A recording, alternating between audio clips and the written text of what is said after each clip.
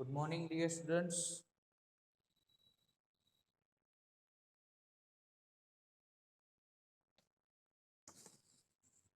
Chapter number 12 માં આજે સ્વાધ્યાયનો દાખલો 12.1 વિકલ્પ આપેલા છે.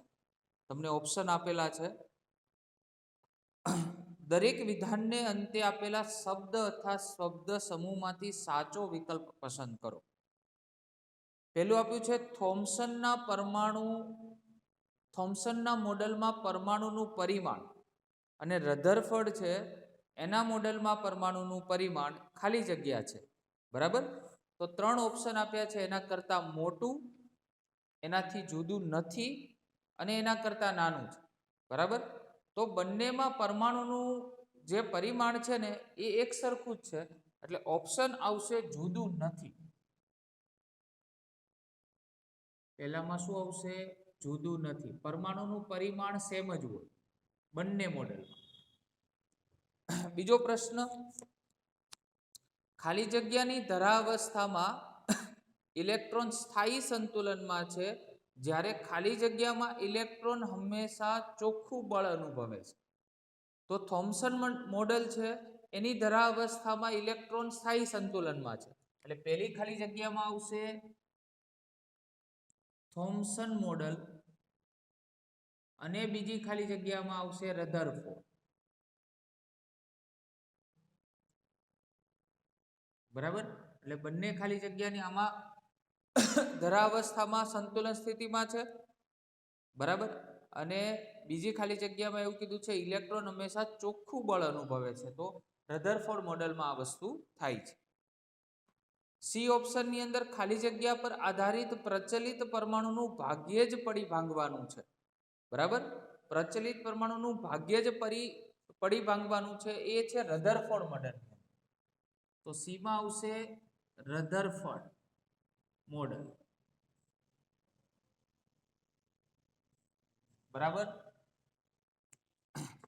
ખાલી જગ્યામાં પરમાણુ સતત દળ વિતરણ ધરાવે છે, પરંતુ ખાલી જગ્યામાં પરમાણુ અસતત દળ વિતરણ ધરાવે છે. બરાબર, સતત દળ વિતરણ છે એ થોમ્સન મોડેલમાં, યાદ રાખજો, થોમ્સન મોડેલમાં સતત દળ વિતરણ, અને રધરફોર્ડ મોડેલ છે એની અંદર અસતત દળ વિતરણ. એમસીક્યુમાં બધા પૂછાઈ શકે. બોર્ડ એમસીક્યુ ની અંદર બોર્ડમાં આ રીતે ખાલી જગ્યાઓ પૂછાઈ શકે. ખાલી જગ્યામાં પરમાણુનો ધન વિદ્યુત ભારિત વિભાગ લગભગ બધું દળ ધરાવે છે. બરાબર, તો ઓપ્શન આપ્યા છે રધરફોર્ડ મોડેલ કે બંનેમાં. બંનેમાં પરમાણુનો ધન વિદ્યુત ભાર વિભાગ લગભગ બધું જ દળ ધરાવે, એટલે બધું દળ કેન્દ્ર પર કેન્દ્રિત થયેલું હોય એ બંને મોડેલમાં. એ થોમ્સન લઈ લો કે રધરફોર્ડ, બંને મોડેલ માટે એનું દળ છે એ કેન્દ્ર આગળ કેન્દ્રિત થયેલું હોય, એટલે બંને મોડેલ આવશે. 12.2, ધારો કે તમને આલ્ફા કર્ણ પ્રકીર્ણનનો પ્રયોગ સુવર્ણના વરખના સ્થાને ધન હાઇડ્રોજન વાપરી અને કરવાની તક આપવામાં આવે છે. આપણે જે આલ્ફા કર્ણ પ્રકીર્ણનનો પ્રયોગ જોયો હતો, બરાબર, એની અંદર સુવર્ણનો જે વરખ છે એને કાઢી નાખવાનો, એની જગ્યાએ આપણે ઘન હાઇડ્રોજન વાપરવાનો.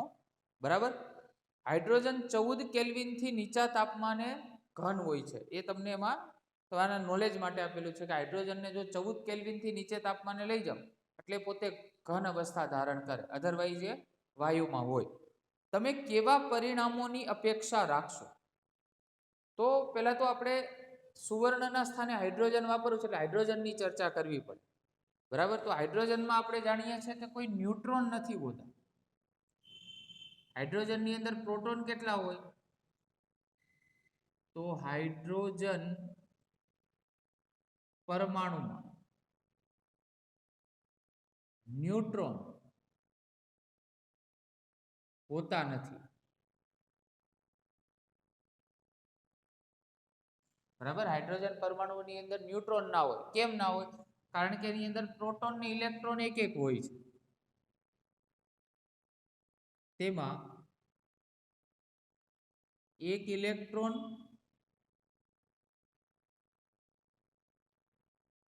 અને એક પ્રોટોન હોય છે.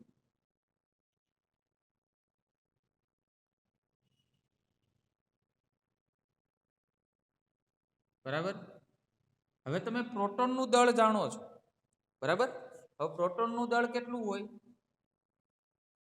તો પ્રોટોનનું દળ 1.67 ગુણ્યા 10⁻27 કેજી. કેટલું છે? 1.67 ગુણ્યા 10⁻27. તો ન્યુક્લિયસનું પણ એટલું જ થાય, કારણ કે ન્યુક્લિયસની અંદર પ્રોટોન હોય. માટે ન્યુક્લિયસનું દળ બરાબર 1.67 ગુણ્યા 10⁻27 કેજી થાય. હવે કોના સ્થાને? તો કે ભાઈ સુવર્ણના સ્થાને લેવાનું છે. પણ આલ્ફા કણ તો છે, તો આલ્ફા કણની ચર્ચા કરીએ. તો આલ્ફા કણમાં કેટલા પ્રોટોન ને કેટલા ન્યુટ્રોન હોય છે? આલ્ફા કણને 2e વડે આપણે દર્શાવીએ છીએ. બરાબર, એટલે એમાં 2 પ્રોટોન અને 2 ન્યુટ્રોન હોય. તો આલ્ફા કણમાં 2 પ્રોટોન અને 2 ન્યુટ્રોન હોવાથી તેનું જો દળ આપણે શોધવું હોય તો 2 ગુણ્યા આ પ્રોટોનનું દળ કેટલું છે? તો 1.67 ગુણ્યા 10⁻27 કેજી.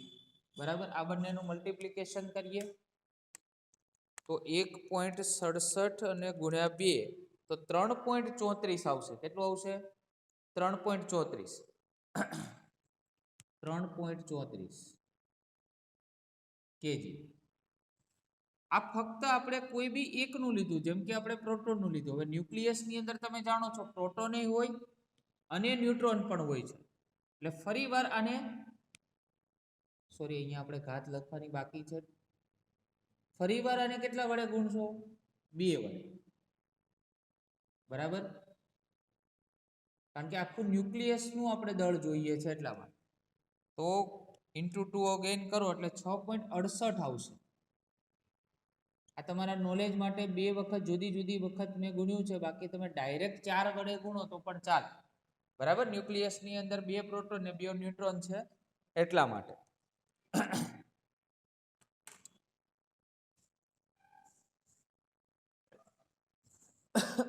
હવે જો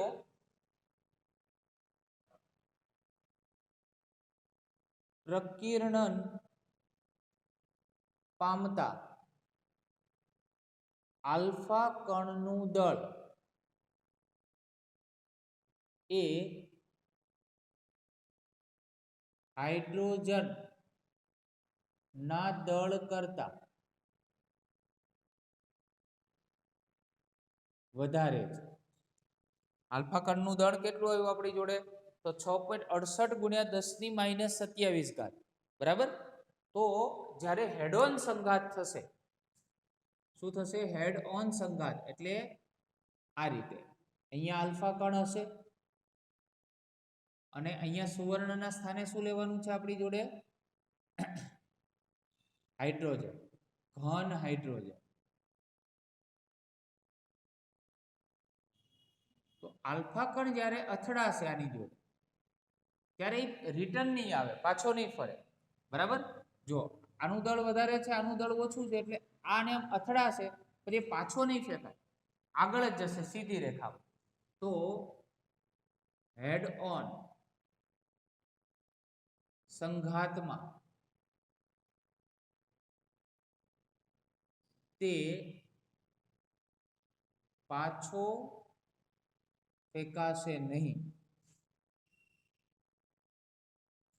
બરાબર, એટલે એનું આપણે એનાલિસિસ પૂછવું જોઈએ કે આ સ્થિતિ જો તમને આપેલી હોય તો કેવા પરિણામોની તમે અપેક્ષા રાખશો, એવું પ્રશ્નમાં તમને પૂછેલું છે. બરાબર, તો આપણે સ્થિર પડેલ જો ટેનિસ બોલ હોય, અહીંયા આની પણ આકૃતિ દોરીએ. અહીંયા આ સ્થિતિ કેવી થાય? અહીંયા એક ટેનિસ બોલ છે, બરાબર, અને આ ફૂટબોલ છે. આવી સ્થિતિ થાય. ફૂટબોલ આ ટેનિસ બોલ સાથે અથડાય તો કેવી સ્થિતિ થાય? સેમ સ્થિતિ અહીંયા થાય. કારણ કે આલ્ફા કણનું દળ ઘણું જ વધારે છે અને આનું દળ કેવું છે? ખૂબ ઓછું છે. તો હેડ ઓન જ્યારે થશે સંઘાત, ત્યારે આ આગળની સાઈડ જતો રહેશે ટેનિસ બોલ, કોઈ આ રિટર્ન આવશે નહીં. બરાબર? તો આ સ્થિતિ જોવા મળશે આ પ્રશ્નની અંદર. તો આ રીતે આખો પ્રશ્ન તમારે સમજાવવાનો છે. ચલો 12.3 વર્ણપટ રેખાઓની પાશ્ચન શ્રેણીમાં ટૂંકામાં ટૂંકી તરંગ લંબાઈ હાજર છે. પેલા તો પાશ્ચન શ્રેણી કીધું છે, બરાબર.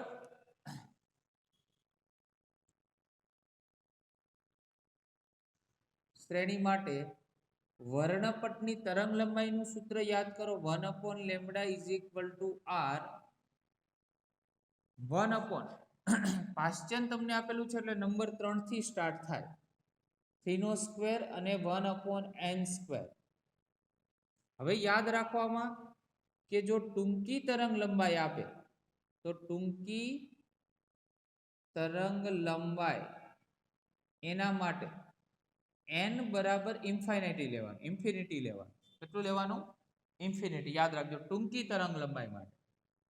તો 1/λ = r 1/3² minus 1/∞².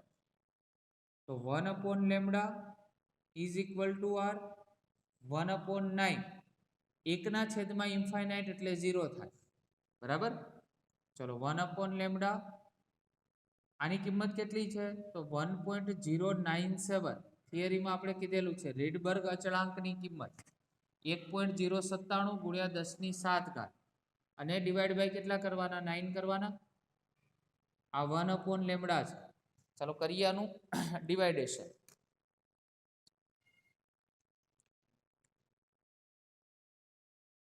1.097 ડિવાઈડ 9 0.12 છે.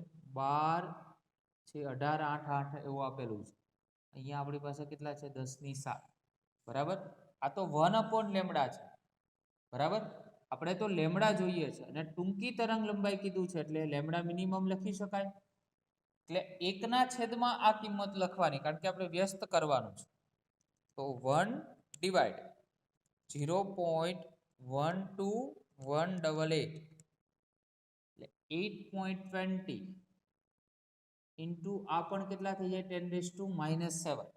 અને લેમડા છે એટલે શેમાં હોય? તરંગ લંબાઈ છે એટલે મીટરમાં. આન્સર ચેક કરીએ. તમને નેનોમીટરમાં જવાબ આપેલો છે. તો નેનોમીટર કરવું હોય તો લેમડા મિનિમમ બરાબર 2 પોઈન્ટ આ બાજુ લઈ જાઓ એટલે 820 થાય. 10⁻⁹ 820 નેનોમીટર થશે. 12.4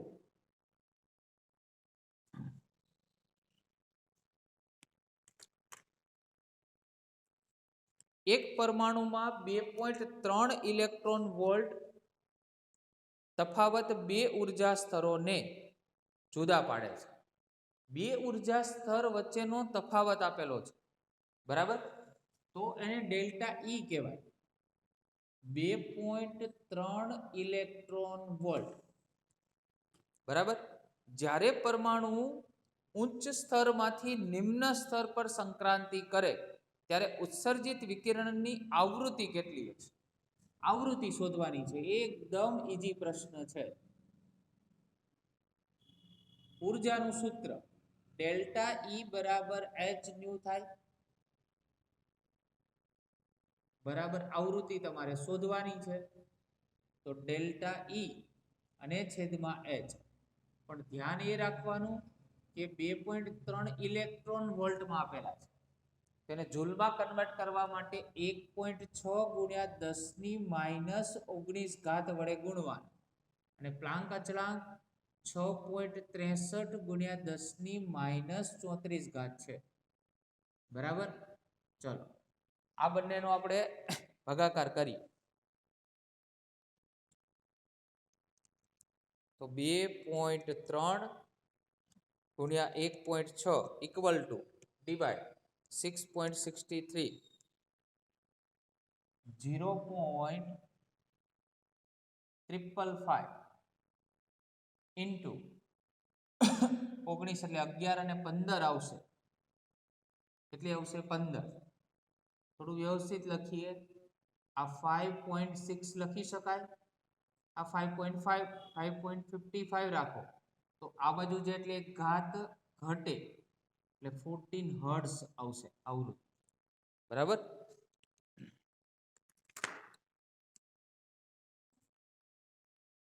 અહીંયા 5.6 લખવું હોય તો પણ ચાલે બરાબર ચલો 12.5 હાઇડ્રોજન પરમાણુની ધરાવસ્થાની ઉર્જા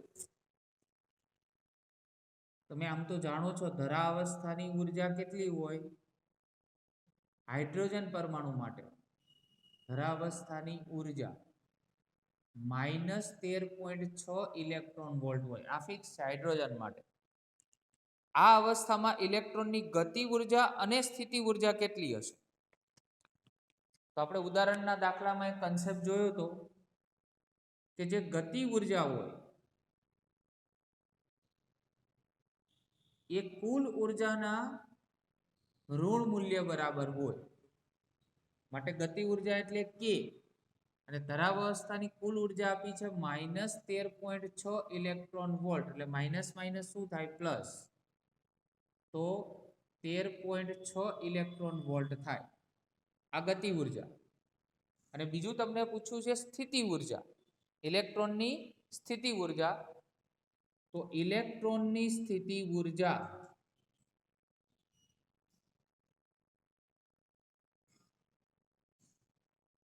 બરાબર -2 ગુણ્યા ગતિ ઉર્જા સ્થિતિ ઉર્જા બરાબર શું થાય -2 ગુણ્યા ગતિ ઉર્જા આ સૂત્ર તો સ્થિતિ ઉર્જાને આપણે u કહીએ તો -2 ઇન્ટુ k થાય હવે k ની કિંમત તમે જાણો છો 13.6 ઇલેક્ટ્રોન વોલ્ટ તો સ્થિતિ ઉર્જાનું મૂલ્ય ઋણના સ્વરૂપમાં આવશે અને એ કેટલું આવશે આપણી જોડે 13.6 અને ગુણ્યા 2 27.2 આવશે ઇલેક્ટ્રોન વોલ્ટ બરાબર તો ગતિ ઉર્જાનું સૂત્ર એ કુલ ઉર્જાથી ઋણ અને સ્થિતિ ઉર્જાનું સૂત્ર એ ગતિ ઉર્જાથી બમણું પણ માઇનસના સ્વરૂપમાં યાદ રાખજો એમસીક્યુ માં પૂછાઈ શકે આજે તમને દાખલો આપેલો છે એમસીક્યુ માં પૂછાઈ શકે આ એક્ઝામ્પલ પણ તમારે એમસીક્યુ માં પૂછાઈ શકે બરાબર એમસીક્યુ ની અંદર આ દાખલાની અંદર આ રકમ તમને મૂકી દે એમાં જે શોધવાનું હોય ત્યાં તમને ખાલી જગ્યા આપી દે અને 4 ઓપ્શન આપી દે એટલે એમસીક્યુ બની જાય ચલો 12.6 પ્રારંભમાં ધરા સ્થિતિમાં રહેલો હાઇડ્રોજન પરમાણુ એક ફોટોનનું શોષણ કરે છે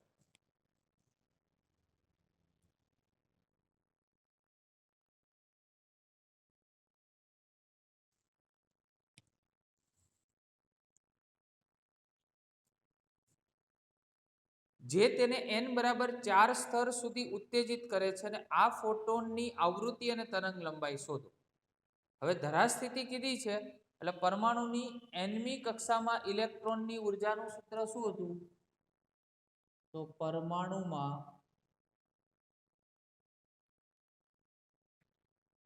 nમી કક્ષામાં ઇલેક્ટ્રોન ની ઉર્જા એનું સૂત્ર આવું હતું En બરાબર -13.6 n² ઇલેક્ટ્રોન વોલ્ટ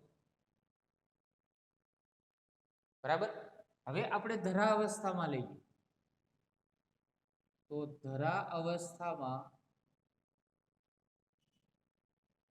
ઇલેક્ટ્રોન એની ઉર્જા તો ધરા અવસ્થામાં આપણે n બરાબર કેટલા મૂકીએ છીએ 1 માટે અહીંયા E1 મળે 13.6 અને 1 નો વર્ગ, 1 નો વર્ગ 1 જ થાય એટલે E1 બરાબર -13.6 ઇલેક્ટ્રોન વોલ્ટ મળે. બરાબર. ધરાવસ્થામાંથી એ કઈ કક્ષામાં જાય છે? ચોથી અવસ્થામાં, ચોથી કક્ષામાં જાય છે. બરાબર. તો n બરાબર 4 મી કક્ષા માટે ઇલેક્ટ્રોનની ઉર્જા જો લેવી હોય તો હવે ડાયરેક્ટ લખીએ છીએ E4 આવે -13.6 અને 4 નો સ્ક્વેર ઇલેક્ટ્રોન વોલ્ટ. તો E4 -13.6 divided by 16 electron volt. બરાબર. તો 13.6 અને ભાગ્યા 16 કરીએ, 13.6 અને ડિવાઇડ 16 કેટલા આવશે? 0.85.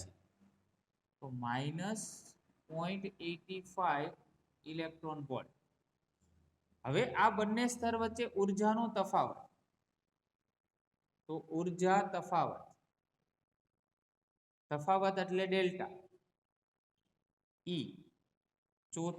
ચોથા સ્તરની ઉર્જા અને ધરાવસ્થાની ઉર્જા. ચોથા સ્તરની છે -0.18 અને ધરાવસ્થા છે એની -13.6. માઇનસ માઇનસ પ્લસ એટલે 0.85 અને પ્લસ 13.6 માટે ડેલ્ટા E બરાબર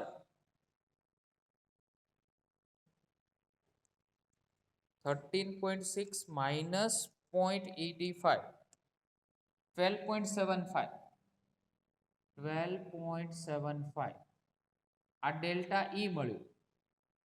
તમારે આવૃત્તિ અને તરંગ લંબાઈ બંને શોધવાનું છે.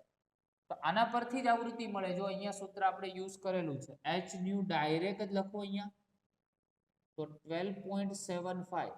પણ યાદ રાખજો આ બધી જ જે ઉર્જા તમને મળે છે ને એ ઇલેક્ટ્રોન વોલ્ટના સ્વરૂપમાં મળે છે. અહીંયા પાછળ આપણે લખી દઈએ ઇલેક્ટ્રોન વોલ્ટ. હવે ઇલેક્ટ્રોન વોલ્ટને પહેલા જૂલમાં કન્વર્ટ કરવું પડે એટલે 1.6 10⁻⁻90. તો new is equal to 12.75 1.6 into 10⁻⁻90 અને ડિવાઈડ બાય 6 પોઈન્ટ કેટલા આવશે? 63 into 10⁻34 બરાબર હર્ટ્ઝ આવી જશે. તો 12.75 into 1.6 equal to divide 6.63 3.076 બરાબર. અને અહીંયા આપણી જોડે 11 અને 4 15 બરાબર હર્ટ્ઝ તમને આવૃત્તિ મળશે. એકવાર જવાબ આપણે ચેક કરીએ. 3.1 આપેલો છે, ચાલે. અહીંયા 7 છે એનું અહીંયા કેરી એક એડ કરી દઈએ એટલે આ 3.1 લખી શકાય અને 10⁻15 હર્ટ્ઝ. ક્લિયર? ચલો, આ તમને આવૃત્તિ મળી. જોડે તમને તરંગ લંબાઈ પણ પૂછી. તો આવૃત્તિ અને તરંગ લંબાઈ વચ્ચેનો સંબંધ C is equal to lambda nu. તો lambda is equal to C divided by mu થાય. તો 3 into 10⁸ અને divided by 3.1 into 10⁻15 માટે lambda is equal to 3 divided 3.1 0.96 into 10⁻⁻7 આવશે. બરાબર. નેનોમીટરમાં કન્વર્ટ કરવું હોય તો 96 આવે અને આ 10⁻⁻9 થાય. બરાબર. તો 96 નેનોમીટર આપણો આન્સર આવી શકે. બરાબર.